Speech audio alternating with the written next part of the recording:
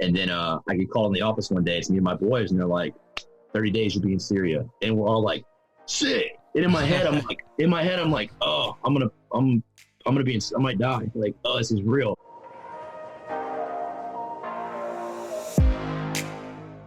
Welcome to the Military Bottom Line podcast, where we learn from veterans and those currently serving how to make the most out of a military contract.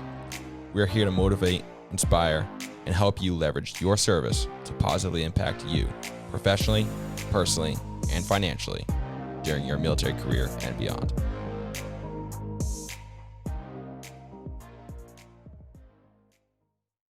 What's going on, everybody? Thanks for tuning in to another episode today of the Military Bottom Line podcast. I know a lot of you guys have been looking forward to this episode with Warboy Actual. He and I came from, two different Marine Corps. So I really enjoyed getting his perspective, hearing about his experience, and kind of getting some insight from all the wisdom he has to share. He shares a lot of nuggets all throughout, so I highly recommend listening through to the end. Try to ignore at times poor connection, but super valuable lessons that I learned, and I think that you guys can learn too from this episode. So stick through the end, and I hope you guys enjoy. But first, a word for the Sponsor Me Honey contest. If you were walking down the street and saw a $20 bill on an empty sidewalk, would you pick it up? Yeah, sure. You'll likely say you would try to find the rightful owner, but in reality, you're going to stuff it in your pocket before anyone sees you. If you're like me and would put that $20 in your pocket, you're going to love Honey just as much as I do. Honey is a free web browser extension that searches the internet for coupon codes whenever you purchase something online. If Honey finds a code, it applies it to your purchase to save you money. Honey also tracks prices and lets you know when you found the best deal. Unlike bending over to pick up that $20 bill, with Honey, there's no risk of straining your back or stealing someone else's money. With only 2 clicks, Honey can be live in your browser, keeping more money in your pocket. Go to joinhoney.com/besthoneyad to stop bending over today. What's going on, Rod? Thanks for joining me. Hey, what's up, man? Not a whole lot, dude. I've appreciated seeing your work online and kind of reading your introspective thoughts. And Warboy Actual is what I changed it to once I got it. I just even I have like a weird hang up about being a guy who writes poetry, because it has a stigma to it, and it's potentially like the least fucking manly thing I could be doing, but it happened, dude. And a lot of people really like it. Like, I had a lot of guys in my unit say like, you should share it. So I started writing long before I started the page. But yeah, Warboy poems. I stole the name from, if you've ever seen Mad Max Fury Road. Yeah. You ever seen where they have the War Boys and they're like this insane cult and they're obsessed with like going to war and like, I'm going to go to Valhalla and this whole bullshit. And they're like kamikazing themselves, like spray paint each other with like chrome, like witness me. That is what the Marine Corps Infantry is like. It's a bunch of dudes who are like, just like foaming at the mouth, like they want to go to Afghanistan. And like, even though now it's like just post, they just want it. It's a lot of dudes who work really, really hard at mastering their craft, and they want to prove themselves somewhere. And we just happen to be at a point in time where that is not happening as much. Yep. But that's where I snagged that name from for the page. Right on, man. I didn't make that connection, so I appreciate you bringing that full circle. Some people do, and I'm always like, dude, like extra points for you, man. That's extra. Yeah, but no doubt. It's like that movie's like 5 years old now. It's kind of an obscure reference. Yeah. So, man, I'd love to kind of like rewind a little bit on your life and kind of figure out like basic background and how you found yourself joining the Marine Corps in the first place. Oof, man. This is actually one of the first things I ever wrote when I started writing. It was like literally just titled, "How the fuck did I get here?" So I joined late. I had a weird route into the military. My birthday is actually the day after 9/11. And then, like when that happened, I was like a little kid and I was like, holy shit, like the whole world changed. Like, I know a lot of guys that listen now, like probably don't even remember it, but I remember a very distinct change. And that night, like I went to bed, like listening to the radio, like I listened to the radio all night and I knew where Afghanistan was, and the Taliban and Osama. And I'm like, holy shit, like this is, and I had this weird feeling like, I'm like, my country's going to be at war forever now. I watched the invasion of Iraq on my grandparents' TV. I still remember the night they started the invasion. I was like outside of my grandparents' driveway, like wishing I could be like in a turret in a truck just patrolling through Iraq. How old are you at that point? Man, I was like 12 or 13. So fast forward, like I poured my whole life into football when I was in high school. Got me in really good shape. I was, disciplined, this and that. And, like I think people who play team sports, especially like something with violence like that helps you transfer well into military service. Obama was elected the year I was getting out of high school, and he was like, we're ending the war in Afghanistan and Iraq. And honestly, like where I was at that point in my life, like it looked like it was already kind of over anyway. It had just fallen out of the news. And I was just obsessed with football, and I really thought I had a shot at playing in college. So I tried. Walked on at a small university, played a year, transferred to LSU, tried to walk on, had a knee injury. So that whole thing ended. The war with ISIS was kind of just starting at that point in my time in college. I finished college. The week before I was going to go to MEPS, I got arrested. I'm not going to get into like too many details, but that pretty much blew up the officer route for me. I did about 3 years of probation. My life was kind of like getting started. I was about to try to start coaching high school football when a recruiter finally hit me up for the enlisted side and was like, hey, you're eligible now. And I was like, all right, sweet, I'm doing this. I'm not getting any younger. So I found myself, I had freshly turned 26 and I was at Paris Island, and I was like, dude, but I'm glad I decided to do it. It was something that I think, going back to my childhood, I always knew like on my deathbed, I would look at myself and say like, you should have joined the Marines. Like you were supposed to be there. And, I definitely did belong there. I fit in amazingly at 1-6. I had a blast there, but, so became a machine gunner. By choice, or that's just what the Marine Corps gave you, or how'd you end up there? So, for those of you so for anyone listening who didn't go to ITB, they kind of start picking and choosing, and machine gunners, like, I don't know if you've been around them, but they all have a look. They all have no neck. They are either, short and wide or tall and wide. And then there's like some fitness tests that you do, and like one of them is like a fake Mark 19, and whoever can like clean and press it straight overhead like really easily, they're like you. I had really high ASVAB and GT scores because obviously went to college, so they wanted me to be an anti-tank missileman. I happen to be colorblind, which disqualified me from that. I didn't even know they were going to let you in the first place. It's like, hey, needs before. You can get in colorblind, but there's just certain jobs that'll disqualify you from. Like I don't even know like what kind of colorblind I am, but the dot test where they're like, find the number in there. Yeah. I'm like, yeah, I don't see shit. And they put it up in front of me, and I'm like, I can't see a number. And they're like, are you just doing this so you can be a machine gunner? Like, I'll fuck you up. And I was like, no. So yeah, it was just meant to be. When I hit the fleet, they actually sent me to the sniper platoon as a boot for like a month. I did the NDOC. And then I told the snipers that I still wanted to be a machine gunner. That was a wild experience. They were kind of experimenting with sending guys straight out of ITB to snipers at the time.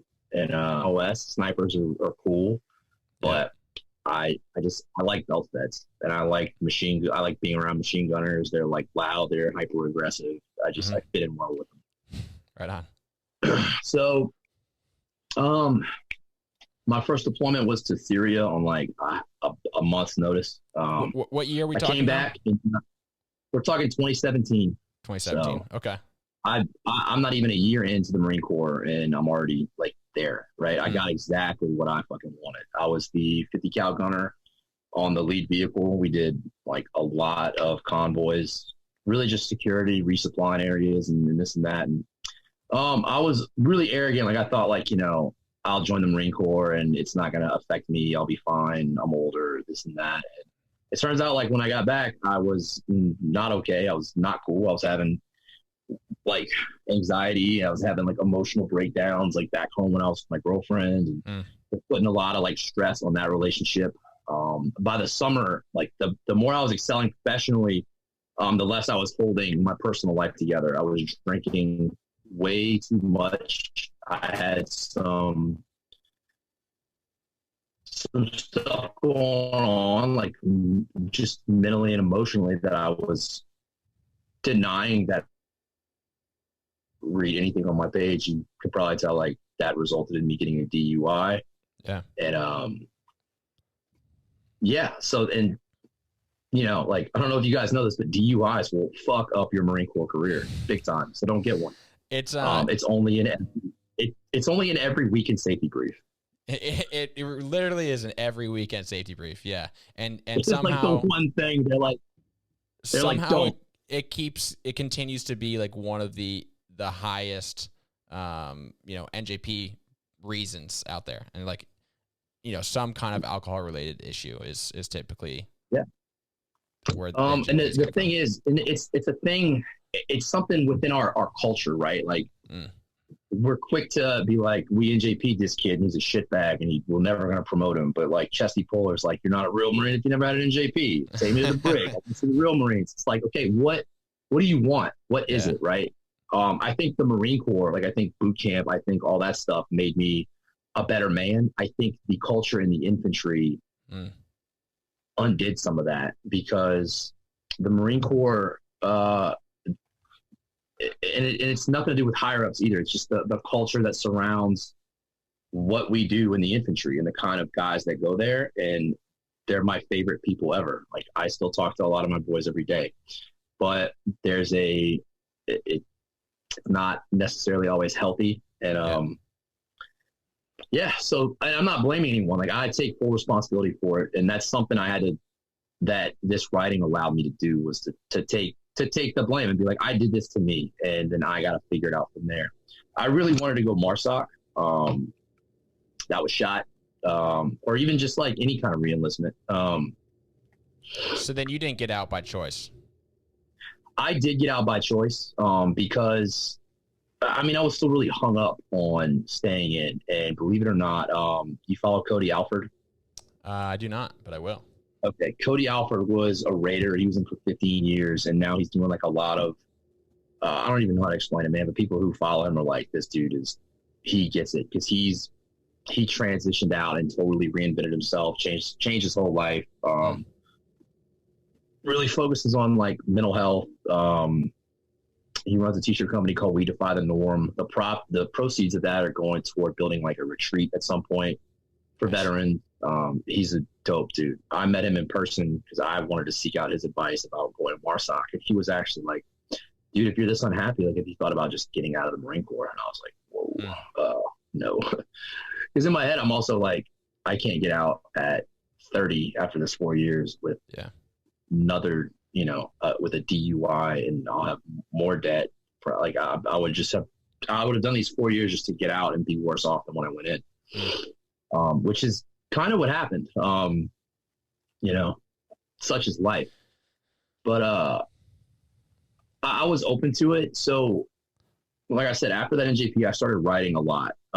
Poetry, some of it's like long form stuff. Like, I don't really know how to share that on Instagram. How did writing become the outlet?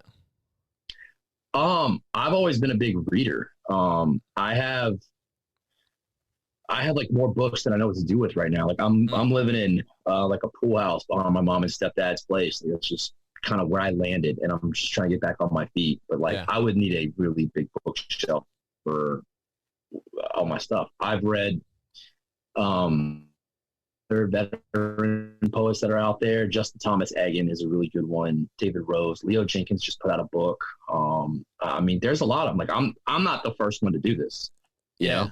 Well, for sure. So, but I also feel like that's not a common hobby outlet for infantrymen, reading or writing poetry. Well, most infantrymen can't read or write. That's why they're in the infantry. All right, I'm glad you said that, not me. Yeah, no, I'll make jokes, dude. I'm not one of those people who gets super hung up on the pogue grunt thing. Yeah. Like, I judge people as people, right? Like, I've had a lot of pogues that attach to us who I absolutely love, right? Yeah. The reason that divide exists is because there are dudes out there who shoot the rifle range once a year, shoot sharpshooter, and go home and tell all their family and friends that they're a goddamn war hero. Yeah. That's the reason grunts don't like Like, that's it. That's the That's only fair. thing. I don't blame you. It's straight up. And we're here to help. I see you guys. You're out on the range. You got your dump pouch falling off. You don't know how to do a reload, man. If you want help, just approach, like, the nicest looking grunt there, and he'll probably just give you a couple pointers. Yeah. He might make fun of you, but, like, we make fun of each other all day. So, like, if you got thick enough skin for it, it'll probably help you out. Like, I hit a point where I'm like, I quit caring about that shit because I'm not into, like, the dick measuring contest anymore. Right on. Yep. And plus, the more I've run this page, the more people have followed it who are not infantry. Female service members started following me, and I was like, oh, that's weird. I imagine it's it's an effort to relate. Like yeah, you've lived because infantry only makes up like 16% of the Marine Corps or something like that. I looked it up at one point. It is it's a roughly 16%, 15%, right? So 85% of the Marine Corps is there to support the infantry. Yeah. Here's the kicker, right? As a machine gunner, I support the 11th, right? Yeah. That's why every Marine or rifleman thing is such a joke. It's like, are you really a rifleman? I'm not even a rifleman, right? I can't do CQB the way those guys can do it. Just because you shoot table one once a year does not make you a rifleman. Yeah, it's a good marketing campaign, So that's all it is a marketing campaign for the Marine Corps. But straight up. I mean, that's what brings people in. Yeah.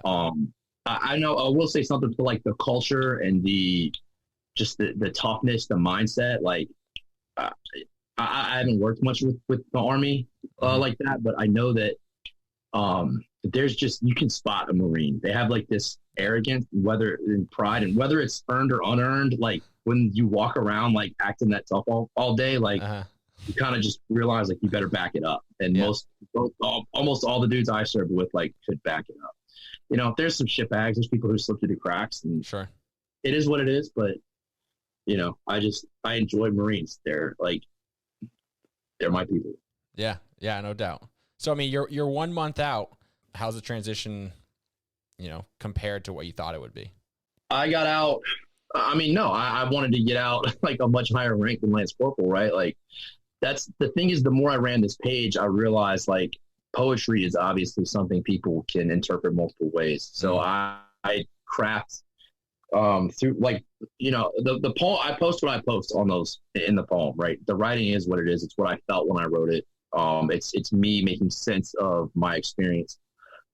But the message, right, is what, when you click through someone's story, like, that's where I kind of, like, explain and expand on that, right?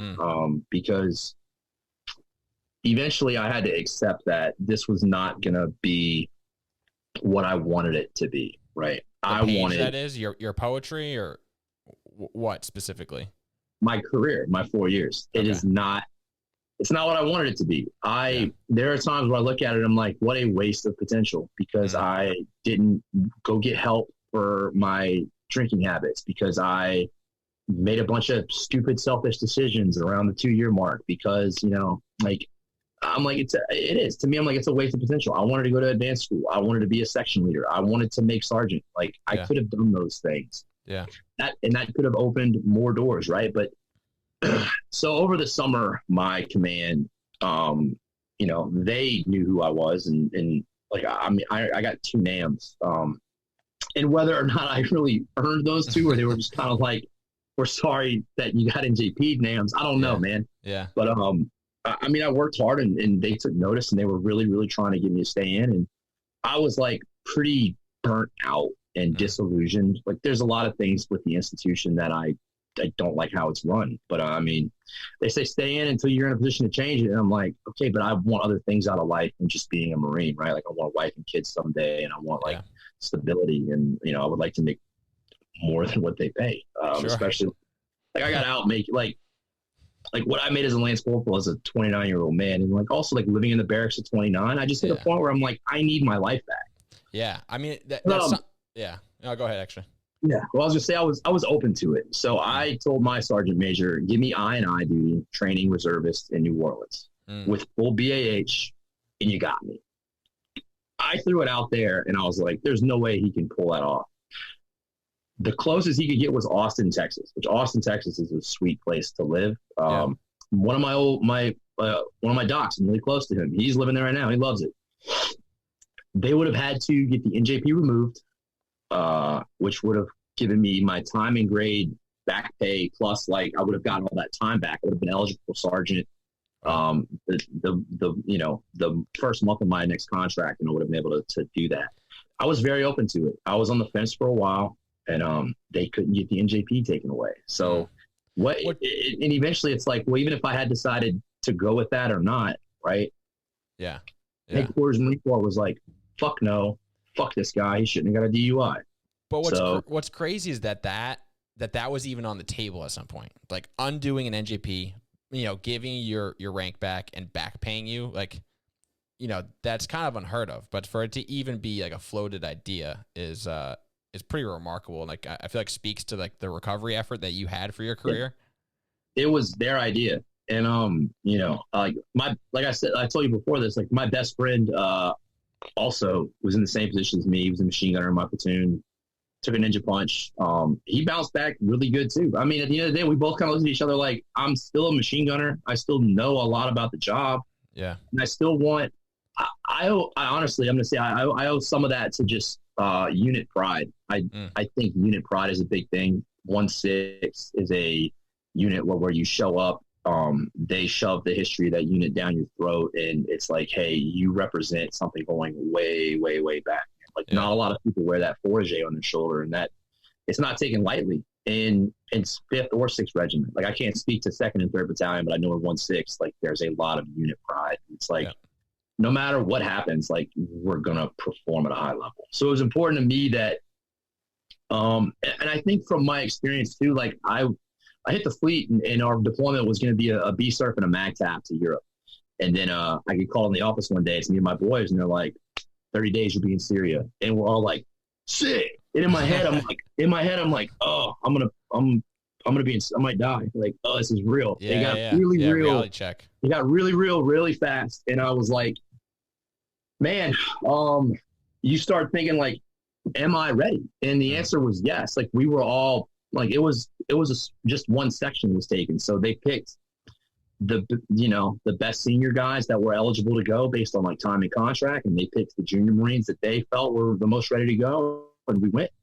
And that was the big driving force for me. It's like my career probably is not going to go anywhere, but I'll be damned if these kids that were entrusted to me are going to, at any point, get that same call I got and not be ready. So I poured a lot into training them. And that was honestly like the most rewarding thing I did. My first deployment, that time in Syria, and then my time doing that workup that year with my junior Marines, that was the highlight of my career. Like I can look back at least on them and know I did well. Yeah. Yeah. So where does your inspiration for these poems come from? I mean, is it just like, how do you come up with them? I mean, dude, it just happens. It just happens. It just happens. So I read a book called Eat the Apple by Matt Young. I'm looking at it right now. I read it. This is probably 4 months post NJP. It's very early in the workup. I read it, and his was a very similar story. He didn't get an NJP, but the book was a very honest look at his own career, his motivations for joining, and like the human side of it, right? Mm-hmm. There are so many books out there, and it's just baseball and America and apple pie, and I'm from Texas and I wanted to be a SEAL because every Navy SEAL comes from Texas, and and look, good on them. Navy SEALs are fucking badass. That's why every movie's about them. Sure. But that's not the military experience for the vast majority of us. Most of us come here, and it is not what we expected. It's a lot darker than we expected. A lot of us, go through some shit in our time in the military, and that's okay, right? So that book was I read it. It was a very human, a very like introspective and honest look. And it was a look at like ways that being in the infantry, he picked up a lot of shitbag behavior. And I've seen it happen to a lot of guys. Like we all drink too much. Like so it is what it is. Is it like you feel like that's a cultural thing that has existed for generations? Oh, it's always been that way. Born in a bar, right? I literally wrote a poem called Born in a Bar. It's a poem about drinking every night, waking up every morning, slamming a monster, smoking a cigarette, doing PT, getting off work, drinking. That's a cycle that me and a lot of my friends lived in for a long period of time. And it's insane. Unbelievable. I mean, how do you look at that cycle, and how do you look at that, that culture in hindsight now? And like, can it be broken? Like, I don't know. I really don't know, man. I don't have any answers to that. I can only share what I share. But like, so I read that dude's book and I was like, shit, like he was very honest about where he went wrong. And I was dealing with a lot of serious guilt. So I started writing. I just started pouring myself into it, and I wrote about everything. And I was hard on myself, and like I just fucking wrote. Like the one I shared a couple weeks ago, titled "The Fifth W." That was one of the first ones I wrote. It was just about that night when I got that NJP. They always ask, "What are the 5 W's?" And they ask, "Why did it happen?" And honestly, I'm sitting there in that office, and I'm like, I had nothing to say to my first sergeant, who was putting me up for, it was about to like put me on a meritorious corporal board. And he's like, what the fuck? He was so mad. I had nothing to say. And I was like, I'm mad at myself. Like, it sucked. But, so I kept writing and working through it. And there's a lot of stuff I'll probably never post because it's really not relevant. Yeah. But it just helped. And what happened was I started sharing it with close friends that I really trusted. Because there's some of it that is just so relatable to the whole experience. Like the one I sent when you were like, would you read one? And I was like, war porn. Yeah. War porn. I realized one day, dude, as I looked through Instagram, I'm following all these operator accounts, and like my whole Instagram is just a bunch of like footage of like just shit happening in Syria and Afghanistan and Iraq. And it's like all these, there's so much of that on Instagram, and it's like, no wonder I'm like obsessed with getting another combat deployment. It's all I fucking look at all day. And then we play Call of Duty, and then we can't wait for the Outpost to come out so we can watch it, which the Outpost tells an amazing fucking story. I thought it was good. Some of the dialogue a little corny, but Hollywood does that. But it's like it's all we consume. We create this cycle, right? So that's why I titled that one War Porn. I shared that with some of the guys, and they were like, dude, this is really good, right? Do you mind giving it a read? Yeah, I'll run through that one, dude. Cool. It's a good segue into it. Find it. Apparently, like going to have you ever seen what is it? What movie is it? 22 Jump Street, where they go to like the slam poetry thing, and he's having to like improvise. Cynthia. But I've thought about it, and I was like, I would go read this. David Rose, Justin Thomas Egan, and I think Leo Jenkins was on it too. There's a short movie about a tour they went on just reading their poetry. So this is titled War Porn. So it goes, I am a deviant for the infantry. Death, chaos, war are my fantasies. Belt-fed gunfights, even death by IED. All in a shithole overseas, a shithole fitting for a shitbag like me, a second word lance with an NJP. Be careful what you ask for, the old salts told me, but if I gave a fuck about my life, I wouldn't have joined the USMC. I had options, and that is no doubt, but the validation of the infantry I couldn't miss out. Mama, can't you see why I need combat to validate me? I lost the love of my life and ran up my debt and became an alcoholic. Olive drab green was no safe bet. But if only my impoverished employment would provide me one extremely violent and deadly combat deployment. I've been demoted back to the turret again, so if the shooting starts, the war is mine to win. Belt-fed lust and bayonet thrust, my violence fetish as I scrub the rust. War porn is most of my Instagram feed, and a combat action ribbon is all I need. I'm too selfish now to care about the lives it might cost. I don't even care if my own life is lost. I had a life before I enlisted, but that was such a long, long time ago. I have blood on my hands from when I murdered my old self just to be a Marine grunt stuck on the shelf. I can never go back to that happy life before, and that's probably why I crave this war. Violence, please be my willing whore. Take me to the verge of death's front door. Let me live these belt-fed fantasies so I can justify some meaning to these lost and sacrifices I have made. They are all for nothing, it seems, all that I've given of myself to the Marines. Brainwashed and desensitized and belittled and discarded, a spent shell casing to be police called after missing the target. So until war, yes, I'll work hard and I'll do my best. I'll get by on my war porn and my violent fantasies, wishing I could go back to the Middle East and empty a machine gun on faceless enemies who probably fetishize war just like me, or maybe die by an IED. And then for the first and last time, the Corps would thank me. That was me when I was still really hung up on going back to war, going to one. Like, you know, Syria was this thing where I was there. I saw all of it.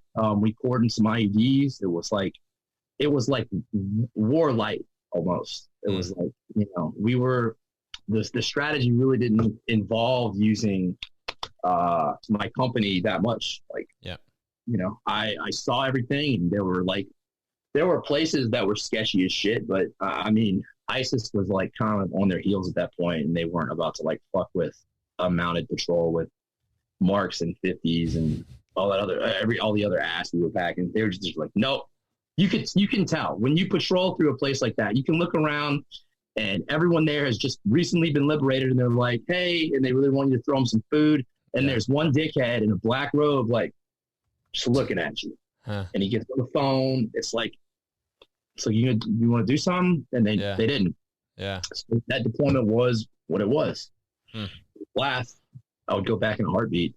But that was one a lot of guys were like, dude, this is a really fucking good poem. Like, I feel it. You know? Yeah. It almost sounds, I mean, I don't know, maybe I'm missing the mark, but it sounds like you almost regret it. Like if you hadn't been consumed with your Instagram being all war porn, that, like, you know, you wouldn't have, you know, murdered your old self and kind of move forward with it. But there's a death to self that happens like the second you hit the yellow footprints. To be completely honest with you, dude, like, you're never gonna be the same person ever again. So, like, for better or for worse, you know, maybe, I mean, if some people like see that and hear regret, like, maybe, I don't know, like, I don't hang up on like the what ifs. Dead Reckoning Collective did a writing prompt last week, and it was like a letter to your 18-year-old self. And like, there's so much stuff I would go like shake and be like, hey, don't fucking do that. You're going to ruin your life like multiple goddamn times. But like, I don't believe in that. Like, my life is going wherever it's meant to go right now based off of the choices that I made. And I believe in accountability. Right. So, there's a lot of guys who, in my time since I've been in, who like really don't think that their service matters at all because they are not going to the Middle East. And that's like a narrative I want to counter with like what I share on the page, you know, and just like things I say, right? Like, you don't have to, as long as you serve and you have pride in your MOS and you're a professional, right? And you master your craft as much as you can, and you show up to work every day, like, you're serving, you're doing all that you can. No one controls the deployments they go on. Yep. It's out of your hands. So just control what's directly in front of you. Like, be the best you can be at your job. Yeah. And from there, I mean, just let it ride, you know, like, we get hung up on a lot of stuff like that, and it's just not helpful. It's not making you any better. Yeah. I mean, it's definitely true. I mean, like, you know, it's part of the culture is that, like, you know, you join, especially if you join from, you know, 2001 till even, you know, just recently, like, you have this expectation of a deployment, whether it be a combat deployment or, you know, a MEU or something. You have this expectation that you're going to be used for what you joined for. And if it doesn't come to be, it's like, you know, super disappointing, and you question everything.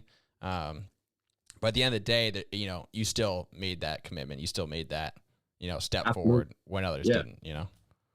Yeah. And the big analogy is like, you imagine practicing for 4 years and never playing a game. It's like, you know, on the flip side of that, it's like, hey, you and all your boys are still alive. You have all your limbs. You, like, there's so much positive to it, you know, and it's just hard for guys to see. But I lost train of thought. That happens sometimes. No, that's all right. I mean, you mentioned that, like, that you said earlier that you should have gone and, like, you know, acknowledged that you were struggling with drinking. I mean, is that a common? I mean, it's from the sounds of what you were saying with the culture of infantry, like, that's the cycle. Like, you know, work, go home, drink, You can wake up, crush a monster, crush a cigarette, PT kind of thing. The thing is, what I eventually couldn't stand was that work go home was just I work at home, right? I don't like we don't go to like the shop. We don't go here. We don't go there, right? You wake up and like if you're not in the field, you're at the barracks, and it's really easy to fall into this kind of complacent. I'm gonna skate. Like there were definitely times in my career where like I skated and I was just like fucking off pretty hard, especially post NJP, because it was like no one expected anything of me anymore. I was PFC. Like I could have easily just dropped pack and been a turd.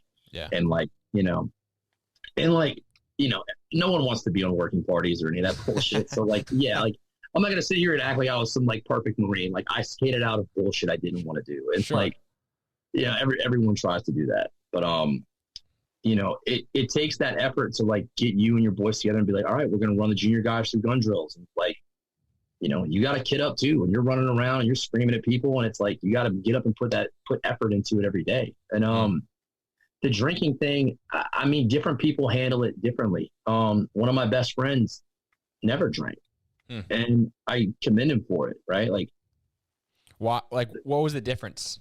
Like why? Culturally, maybe how he was raised. I'm not sure. Like I grew up in Louisiana, dude. Everyone here, like this state just parties all year round. Yeah. Like, that's it. I've been in New Orleans. We have 3 seasons, dude. We have Mardi Gras, crawfish season, and football season. And all 3 of those have a lot of drinking involved, right? Yeah, right on. But I don't know. And I think part of it too is that guys are like 18 to 22, and that's just what like young dudes do at that age, right? Like, I mean, so I went to college too. I've seen both sides. That's what young dudes in that age range are doing at that time in their lives. No matter where they go. Yeah. The difference is in the Marine Corps, there is a lot more expected of you than just going to class, right? Like, I like that you have both those experiences, because I'm always kind of like, people say they want to go to college for the college experience, and like in my mind that's like dorm parties basically. It's like, well, I mean, have you been to the barracks? Like, I mean, I don't know. Like, what's your comparison between the two experiences? Comparison to the two, dude, is I would tell any young person to enlist first, and if you really want to go to college, like get it for free. Like I owe on my student loans. I did everything. So like I did everything wrong and backwards, but like, that's just how life went. But I did that first, and like college parties are fun. There are definitely a lot more women there, which is a thing that in the infantry, there were like none. So we're like, where are they at? Like that. There's a reason guys go to ECU and down to Wilmington on weekends, right? That's where the college age girls are. Unfortunately, those places are not quite far away enough for them to be impressed by Marines. They also hate Marines. So Raleigh, maybe if you can afford that on the weekends, boys, like go hit up Raleigh. I don't know. I think the West Coast is a lot more going on, but college was, if you're going for the college experience, that's a thing that is sold to you, dude. Yeah. It's like almost expected, but there are so few things that are worth getting a degree in my opinion. And I think a lot of people show up to college and they end up like pulling out loans, and they're like, they don't even know what they want to do yet. Right. Yeah. Serving in the military, no matter what you do, you're going to learn some skills. You're going to get out of your parents' house. You're going to get out in the real world, and you're going to have to develop some social skills, because you're going to be in a platoon with people from every corner of the country. If all you do is sport, good on you. You did more than a lot of people. And whether you agree or disagree with our foreign policy, like that's not our job to make it. We're just there to say, if it has to be done, I'll do it.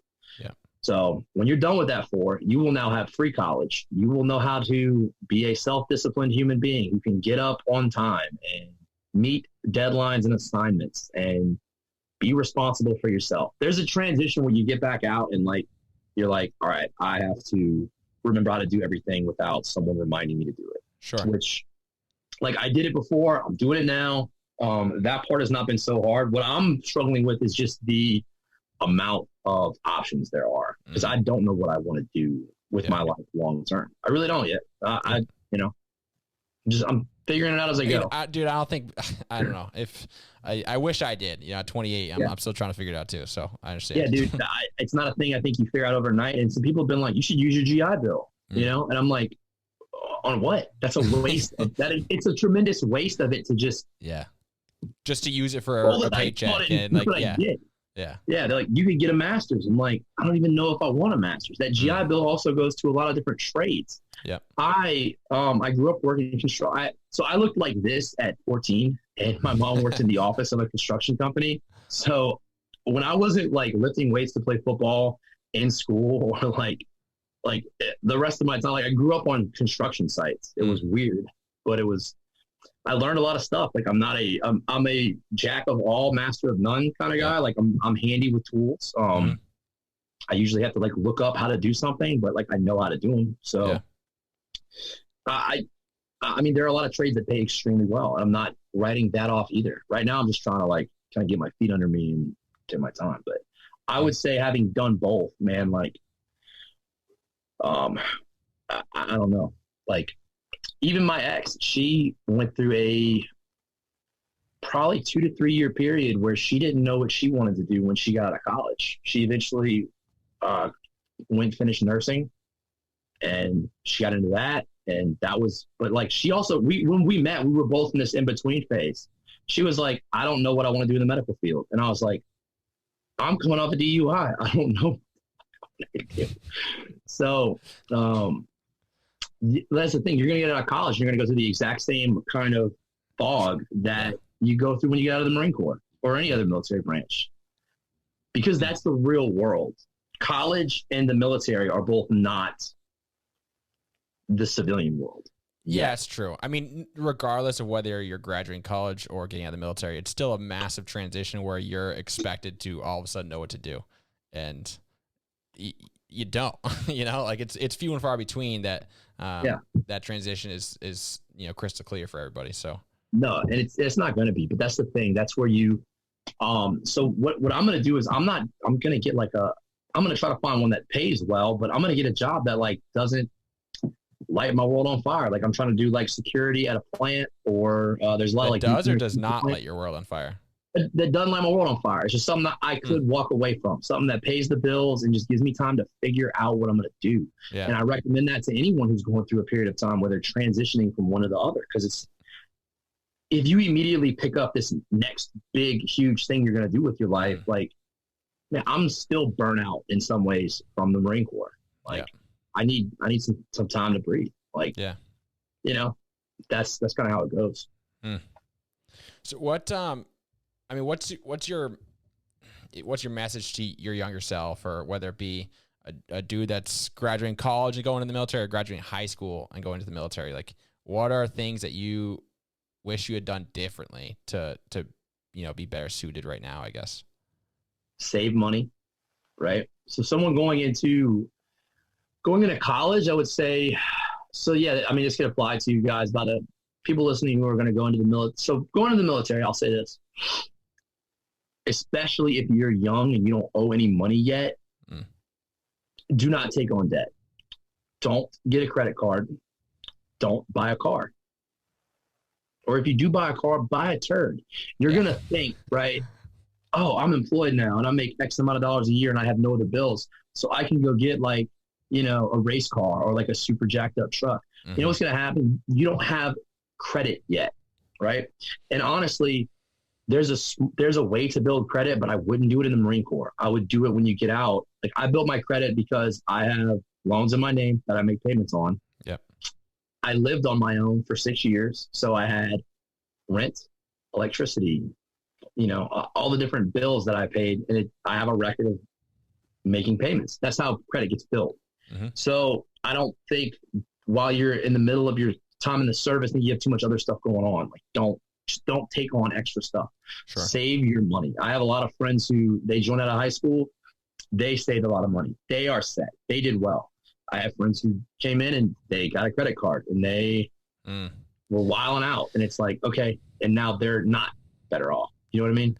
I think, like if you kind of put it into perspective, you join out of high school, no matter what you're doing, you have the potential to be a Lance Corporal for 4 years. You know, like that's a real possibility where you're making, even if that's all you do, if you have no bills, right? But if you were to go off the rail and like you're making like maybe 20 grand a year, you decide to, I'm gonna go buy a $40,000 truck on a 4 to 6 year payment plan. It's like, yeah, I get out 4 years, but I still owe on this truck, and I've just like everything I've made is in this truck, and I've got nothing to show for it. So yeah, absolutely. So like pick a reliable car, that is used and cheap, and buy that if you really want to get around, man. Like I knew a bunch of like SpongeBob SquarePants ass dudes who like never even got a license, and I was like, why aren't you gonna get a license? And they're like, have you noticed I never got sent to Humvee course? And I'm like, oh, you eat the beans, right? So if you don't want to get turned into a Humvee driver, like never get a license. But good insight. Yeah, I mean, every first sergeant that hears this is going to be like, I hate that guy for that reason. Yeah. But no, so like, don't take on debt. Like, stay away from credit cards. Save 10%. Use the thrift savings plan. Like, if you're a guy coming in clean slate out of high school, like, use all that stuff. It's there. Like, I came in with other bills, and that hampered my ability to save. Right. I finally in 2020, because the entire world locked down, and I was like, I'm going to really commit to saving. I finally saved, and I finally did get my finances in a spot that was manageable for me to get out of the Marine Corps. Yeah. But, also don't get a DUI because lawyers are not cheap. So that was is it on base or off base DUI? Oh, it was off base, dude. I was, is it even more expensive, right? I was out of bounds. Well, the cool thing is, I beat the case, so I don't have a conviction on my record, which is a blessing, but it was not cheap either. Sure. So yeah, if you get them on base, like, you're not going to beat it, but it's also not going to follow you out of the military. It's like a made up one almost. Yeah. It affects your military career, and that's about it. Yeah. That's it. So, but either way, still avoid them. just don't do it, man. Like, Uber exists now, Yeah. So, I was going to say, so that's for guys coming into the military. If you're going into college, really, really look long-term at what that degree is going to do and what those job fields are. Like, start looking right now at Indeed.com, Monster, look at, like, with this degree, what job do you want? What does it pay? Where are those jobs? Like, plan that ahead. Yeah. When you go in and you pick a major, plan for what you're going to do with it after, right? Like, I fucked around and, like, I was a journalism student for a semester or two, right? Which is probably what helped me, like, with writing, but it's not a job I wanted to do, and I'm not currently going to do it. I finished in strength and conditioning, which, if I had done better research, I would have known was going to require me to do a bunch of unpaid internships and get a master's to really have a career in. And I was not in a position where I could just take an unpaid internship for like a year or two when I finished college. So I did personal training for a while, and that was a cool job. But that's a hard business to make it in. I know there's a lot of like dudes who follow me who are probably like working out like all the time. Like, I could be a personal trainer. It's like, dude, that is a hard business. Yeah, so it's basically a sales, from what I understand. It's basically a sales job. The sales part's the heart of it, the hardest part. I mean, I worked at a pretty high-end studio, but I didn't have like connections in Baton Rouge because I wasn't from there. So I didn't really know how to like get out there and market and meet these people who had like the money to pay for personal training. So it's a grind, but it's a cool gig. So definitely, like, you gotta have a long-term plan for whatever you're going to college for. And you need to look into whether or not you're going to have to get a master's and whether you need follow-on education. Like, talk to your counselor. And if your counselor is not giving you good enough advice, like, go find a better counselor. Yeah. I mean, there's whether it be in college or the military, there are endless opportunities. And even within within college or the military, it's not like, outside of that, there are endless opportunities. So, at a young age, I always struggle with like watching people take out massive loans for anything, because it's I call it, like, it's like modern day slavery. Like, you'd be forced to work a job that you hate in order to pay off something that you didn't really want or need in the first place. It's yeah, dude. No, I'm a debt slave to my degree and to my poor life choices that required me to get caught up in the legal system. So that's I'm going to beat that. I'm gonna bounce back from it. Like, I'm not sitting here like, woe is me, it's gonna be like this forever. But that's currently like, people are like, what are you doing right now? I'm like, right now I'm trying to turn that around as fast as possible. Yeah. So, and then once that's done, you get like some real breathing room. I have a friend who, her husband, did bankruptcy actually. And because she did the math, she was like, we've paid back what we owed. We're just paying them because we owe them now. It's just essentially slavery. Yeah. Right. Like, pay attention to your interest rates. Like, if I didn't have good credit, I would be like screwed. Yeah. But I mean, I've always made my payments, and like college loans. The cool thing about it is, man, like, you can do income driven repayment. I made pretty good money before the Marine Corps at a plant I was working at. So like, I was making like full payments. I was getting ahead on it. Joined the Marine Corps, and I was like, hey, I'm poor because I'm a Marine. I don't have any money. And they were like, they'll do income driven repayments on student loans. Like, they will work with you. Honestly, the government will let you pay that back forever as long as you're giving them something every month, right? Yeah. What I would like to do is, sooner than later, give them everything back and be done with it. So if you do take on debt at any point, like, get out of it as soon as possible. And for what I understand, because of this whole coronavirus thing, student loans are actually, like, the interest on student loans is on hold, which means that you're not currently building a, increased amount of debt because of interest, but that also means that you could pay more off now and not be paying interest on it. So, but that's something I also want to touch on. Like, you got out in like the middle of this pandemic, which I remember seeing an article at the beginning of the whole Rona thing, like, how many people in the military were basically like putting a delay on their EAS because they didn't want to get out in the middle of this. I just missed the cutoff for that, and I considered it.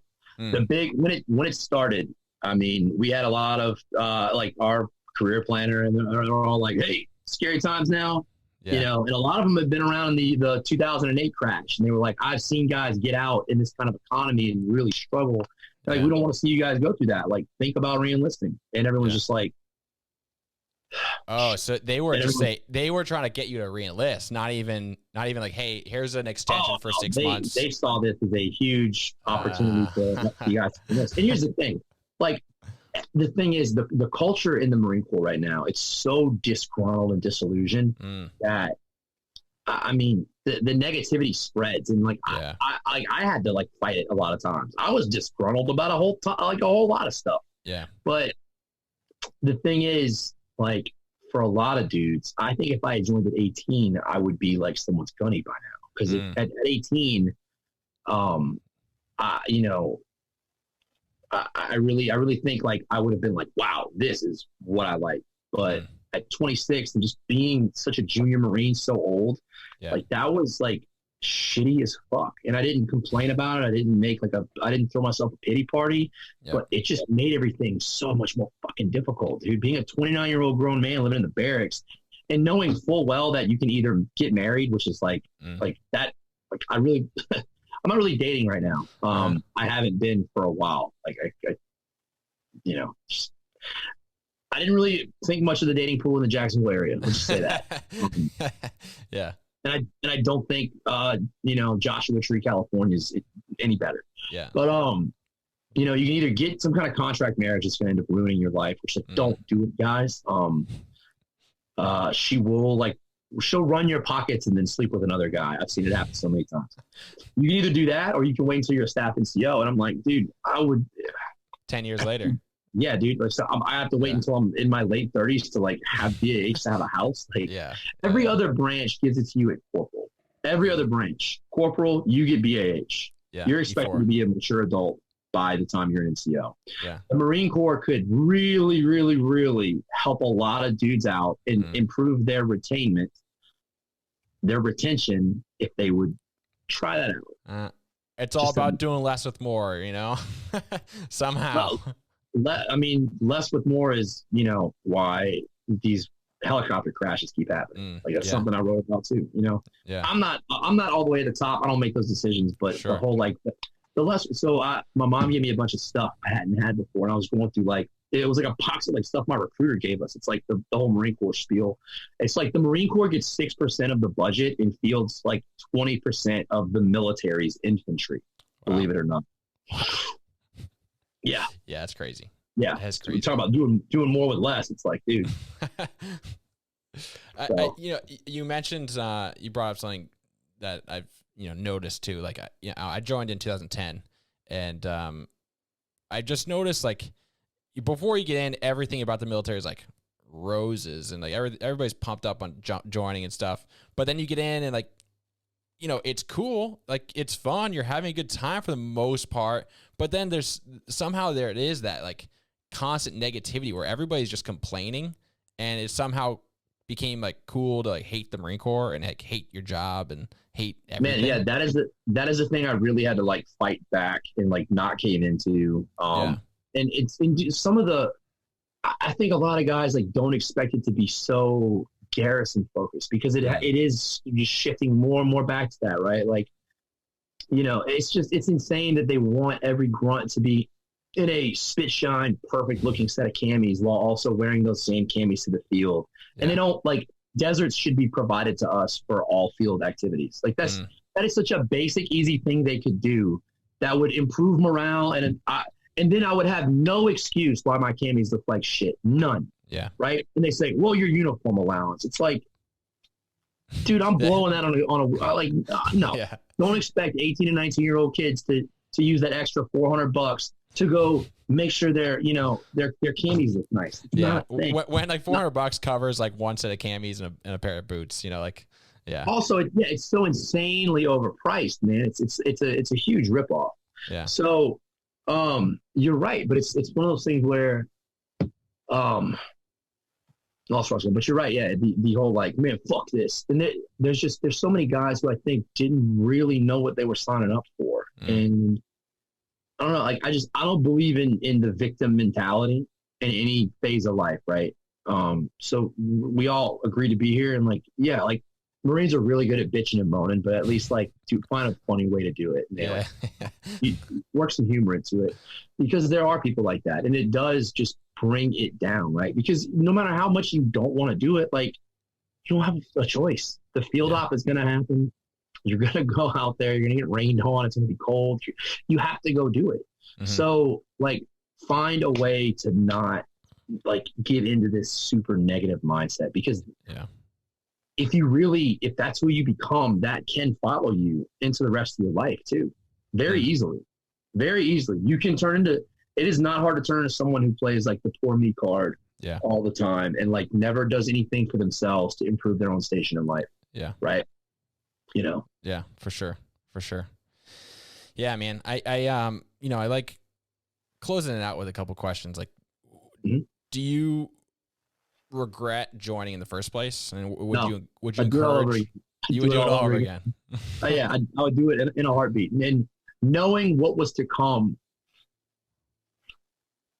I mean, there are things I would do differently. Sure.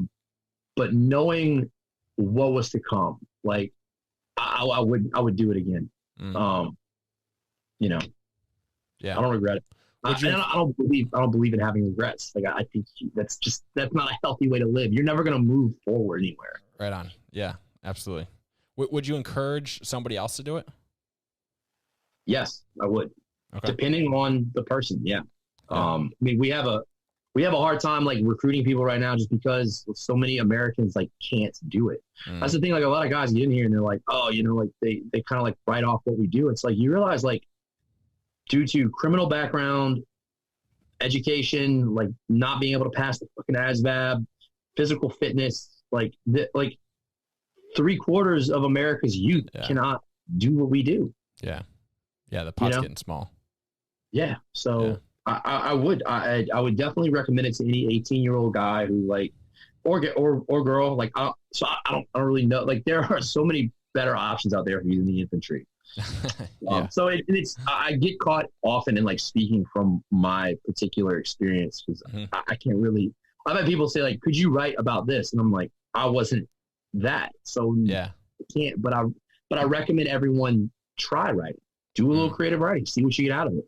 But there are opportunities to do so much stuff, so many crazy things, and travel, and like, it's gonna suck. But I think what 18-year-old kids don't understand is that everything fucking sucks. Life sucks. Life sucks. Yeah. I mean, yeah. life fucking sucks. A lot of what life is just bullshit. It sucks. Yeah. I've always had, like, I've worked a bunch of different jobs, and I've had a lot of people I really enjoyed working with. I've had some good bosses, but I've had a bad boss. Yeah. I've had shitty leadership at some point at every job I've ever worked at. That is life. That is not like a military only thing. Yeah. So,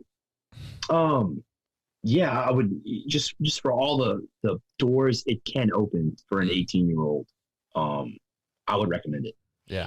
Right on. I also like to give an idea, like, you know, my brother told me when I started the podcast, he's like, oh, I should have joined the military. It sounds freaking awesome, you know? So I like to give it is sometimes, but and that's the point, you know, how I go into this next question is like, I like to give like a spectrum from everybody's experience I talked to about, you know, what was like an awesome day you had, kind of like an example of an awesome day versus like, why the heck am I here? What the heck? Like, why did I join the Marine Corps in the first place, kind of thing. So we get an idea of the spectrum, to whatever amount you're comfortable with. Awesome days, dude. Just the things that obviously jump to mind are, like, in my deployment to Syria, like, a patrol would be an all day thing. And I was lead Vic. You know, you're up there in a monster truck behind a 50 cal. That's like the coolest fucking thing I ever did. It was awesome. We would get to the gun line where 110's RD position is, and I would close my turret hatch, and like, I would take apart the 50, clean it. I would watch the gun line just shoot RD at Raqqa like all fucking day. Sun's going down. It's just this beautiful desert landscape. I'm like eating an MRE, like, this is sick. This is wild, dude. And then days where I'm like, what the fuck am I doing? Man, the rest of it, I don't know. So good versus bad is like 30-70 kind of thing. 30% good, 70% bad.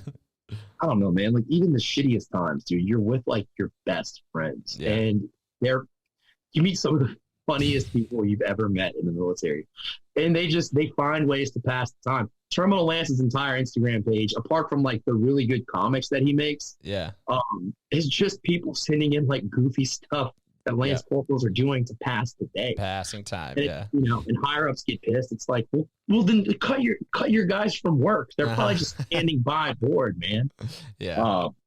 But dude, like, you can't tell me that like sitting in the back of an Osprey and seeing that back door open, like, and you're just cutting all these wild turns and like, you know, like, flying a helicopter is always going to be cool. Like, come on. So it's just one of those things. Like, there's going to be good and bad with it. And I don't know.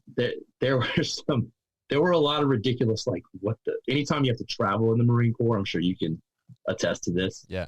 It's like, let's do this the most painful way possible. That's just how it goes. But, but at the same time, you know, those make good memories. And so. Oh, you know. Absolutely. Like, my boys are in the field right now. I'm getting like Snapchats, and I'm like, honestly, like I always enjoyed the field. If the weather was really bad, no, but most of the time it's like you're just in the woods, like on like some forced camping with guns with your boys. Like, it's not that bad. Yeah. So, right on, man. Well, any closing remarks or any final wisdom you'd like to share? Man, so I mean, what brought me here obviously is that I was just like some dude who wrote some poems and started putting them on Instagram, and I really appreciate everyone who follows it. Who I mean, like, I've said it before, like, my DMs are open. I talk to people. Like, if you talk to me and you got something going on, like, I will respond. Like, I've met, right? You don't meet in person all the time, but like I've gotten in touch through that with some really, really cool people. And if it helps, cool. If you think I'm a pussy for writing, like, I don't care, like, whatever. I'm living my life, right? So I appreciate everyone who's reached out, who supports it, and who, you know, digs what I'm doing and encourages it. So, and I encourage people to To do their own writing, right? The thing I came up with is the idea of changing the narrative, right? You can be the villain, the victim, or the hero in your own story. It's up to how you write it. That's something I came up with. It's a super corny tagline, I guess, for the page. Dude, I like it. It's 100% about how you start writing and how you want to look at your story. If you want to play the victim, cool. If you want to be the bad guy in your story and just keep drinking yourself into a hole, cool. Or if you want to be accountable for what you've done and try to be better, you can write that story too. It's up to you. Right on, man. I appreciate you coming on. I appreciate your time. All right, brother. Absolutely. Later. All right, talk to you later. Hey guys, I hope you enjoyed that episode with Rod, aka Warboy Actual. If you're not already following him, I'd highly recommend it to get some further insight into his poetry, his writing style. It's deep and it's valuable. So I'd highly recommend it. But I hope you guys enjoy the show, and I'll see you guys next week.